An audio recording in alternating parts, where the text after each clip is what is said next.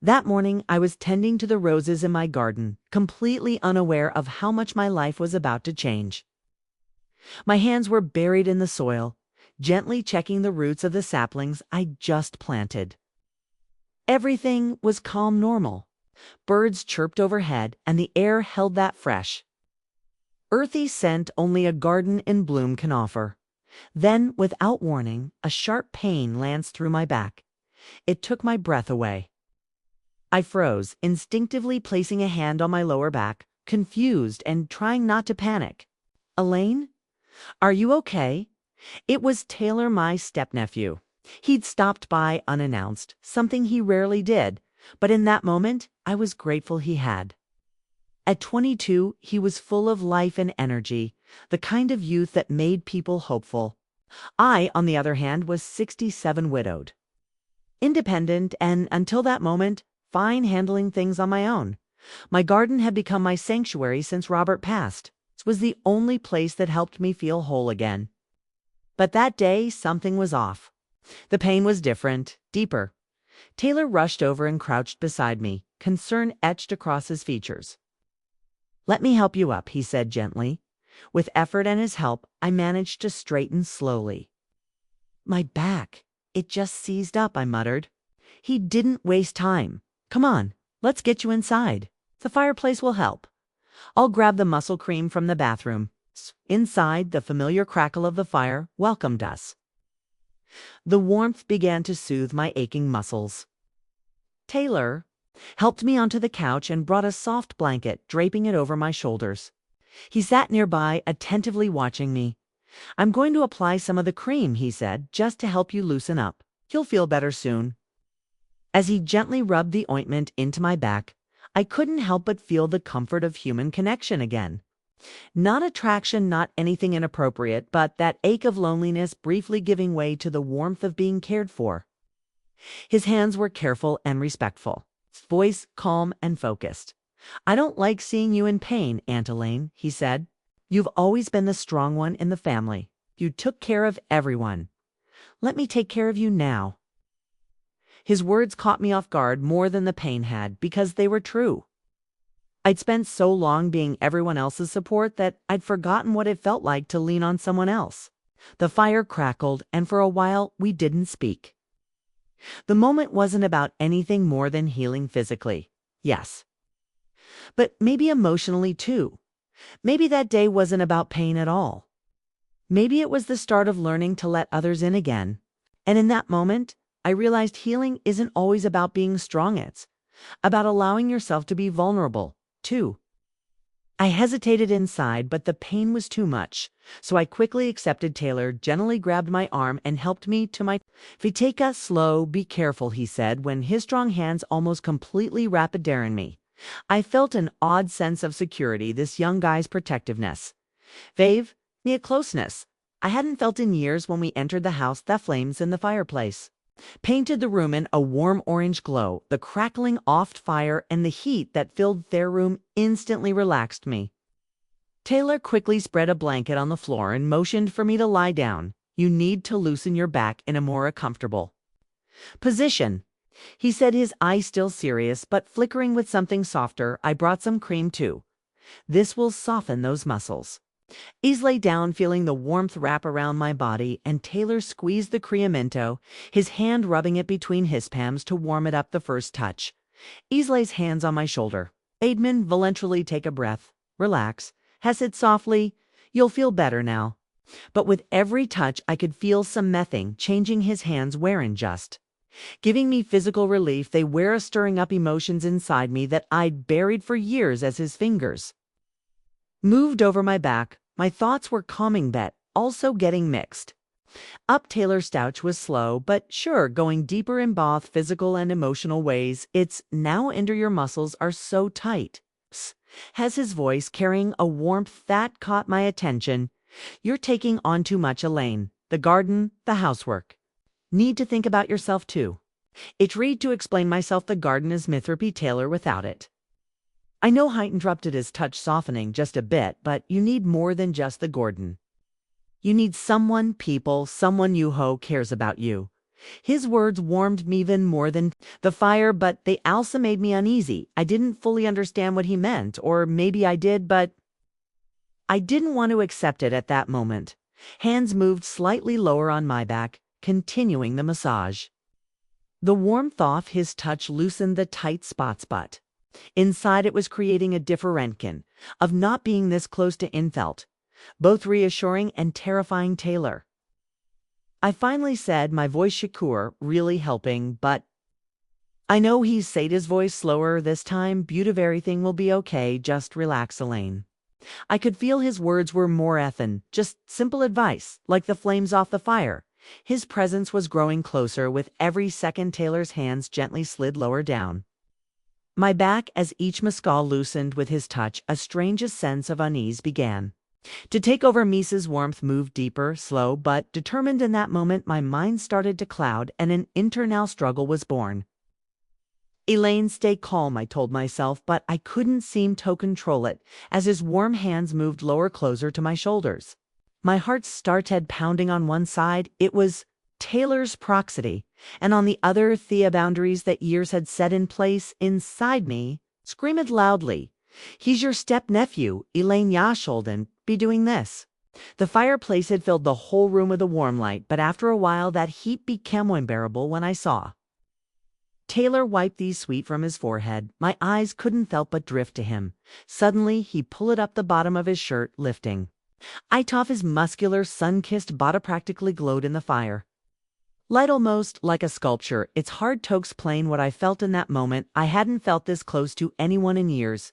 This heat from the fire is too much, he said, dropping his shirt to Theffler. His tone was casual, but the depth in his gaze left me frozen. Then his eyes met mine. Ella, you're getting really hot too, he said, his voice soft but firm. You'll feel worse if you keep that shirt on. Let me help you. My words got stuck in my throat. I thought about pushing back, but the sweat on my skin, the room's temperature had become more unbearable. Slowly I nodded. Taylor knelt next to me and reached for the hem of my shirt. I could feel his warm hands on my tate. I could feel his warm hands on my tate. Skin-the touch sent a shiver through me, but it wasn't cold. It was a kind of heat. He carefully pulled my shirt up, gently working it around my hair, and finally took it off and set it aside. At that moment, the air between us grew thicker. His eyes lingered on me for a second. Before he quickly turned his head away. I didn't need to see his face. Talk no the chaos, those looks crate inside me. Elaine, Taylor said, his voice deeper, softer than before. Do you feel better now? I think so, I replied. My words couldn't hide the storm inside me. It wasn't just the heat, it was the warmth coming from Taylor's presence that was enveloping me. Come once, said, reaching out his hand. Let's get suit on the couch. You're uncomfortabler. I took his hand. The moment our fingers touched, I felt an electricity I hadn't felt in years as he helped me tummy feed. His strong arms kept me steady for a moment. Taylor's protective nature felt so clear, so natural, that the fierce inside me began to melt away. When we got the couch, he gently sat me down. He sat beside me immediately. But he measured. There was enough space between you seven, so the tension in the room hadn't gone anywhere. There was something unspoken between us, but it was so hard, maybe impossible, to put it into words. Trying not to get lost in the depth of his gaze, I fought to suppress the turmoil inside me. But one thing was clear tonight. It was almost impossible to deny the weight of our feelings. After we sat down, the silence between us deepened with the crackling of the fire. My heart was beating so fast in my chest I could almost hear it. Taylor sitting next to me, his presence, his breath even was affecting me. Being this close to him, I'd me feel both nervous and strangely at peace. I turned my head for a moment and our eyes met. There was something in his gaze. Maybe curiosity, maybe something deeper. In that closeness, it was impossible to ignore the look in his eyes. Deep, intense, but also soft in that meant it felt like the world had stopped. Taylor slowly reached his hand out to mine when his fingers to Shedman. A shiver ran through me. He wasn't saying anything, but there was so much in silence. His gaze lingered on my lips. A second, and in that moment, everything changed. He leaned toward Miss Slowly, he was so close, his breath leaving a warmth on my skin, the voice inside me stopped. There was no right or wrong anymore in that moment. There wazenly. Taylor's eyes and his closeness tone, I closed my eyes and leaned in just a little toward him when our lips met. It felt like time had stopped. The first ouch was gentle, soft, and exploratory. Within seconds, that gentleness turned into something more intense, swarm. His breath, the feel of his lips, of everything seemed detached from real life. Loneliness, fear, and longing that had built up inside me was somehow merging with him in that moment. This wasn't just a kiss. It was the expression of years off bottled up emotions, suppressed desire, sand, maybe even a hidden bond. As the kiss deepened, his hands gently roamed over my cheeks. My hands instinctively gripped at his shoulders.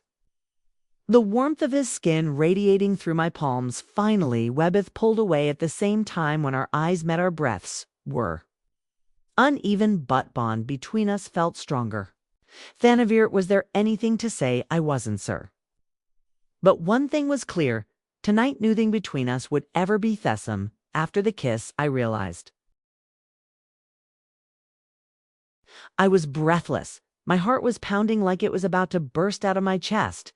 When I looked into Taylor's eyes, I saw both a question and a deep desire in Thatment. My mind went completely quiet.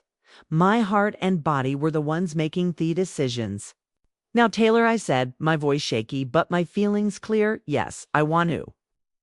I want you. The words left my lips and something inside me snapped. Felonliness and fears I'd carried 4 years seemed to melt away in an instant. All that mattered was being here.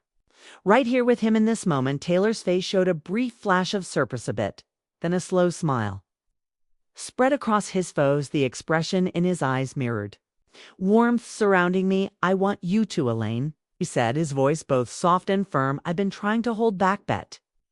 I can't anymore. I want you. I want Tobe with you.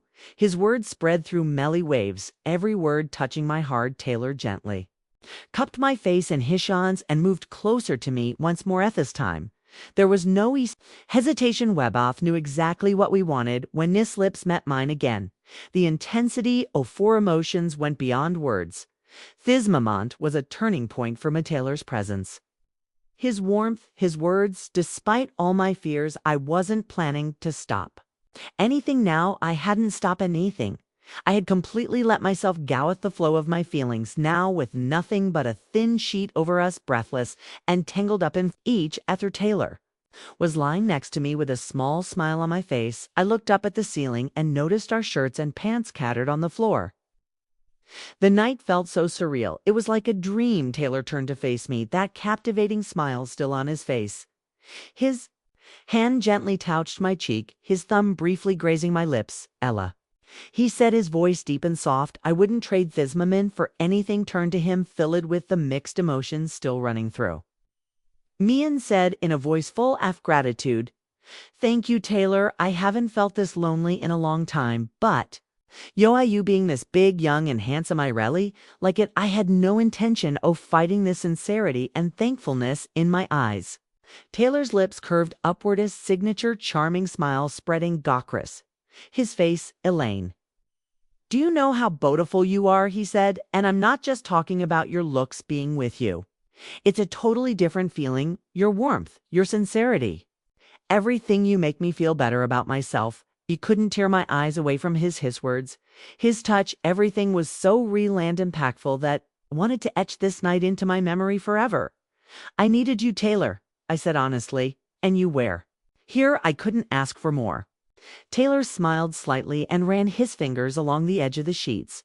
I'll be coming here a lot, Elaine Fromno. On whenever you need me, I'll be here. Kay, he said, his voice carrying a tone of determination and sincerity. Just to see you, just to give you these moments. In that moment, I felt like a new door was opening in my life. The burdens and loneliness of the past were slowly fading behind me. Having Taylor by my side filled me with a deep sense of trust and peace. I closed my eyes, took a deep breath, and moved a little closer to his warmth. This night was only the abiding For me, the first steps of a new journey and knowing I wasn't alone anymore was more valuable than any thingy hope you liked my story. It really was an exciting journey, and I'm so happy to share it with you if you want to harm stories like this. Don't forget to subscribe if you turn on notifications. COB, the first to know when a new Paizo drops. Also, your likes and comments mean the world to me. Thanks for listening.